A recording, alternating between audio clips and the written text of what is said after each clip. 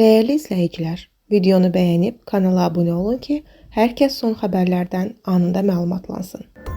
Amerikalı məşhur aktyor Robert De Niro Bakıda restoran açacaq.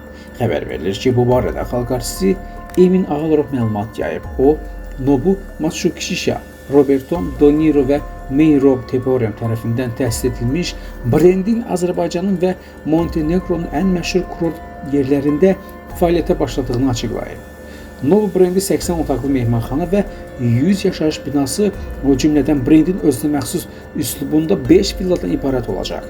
Restoranda brendin aşpazının Yapon Peru mətbəxinin təamları təqdim ediləcək.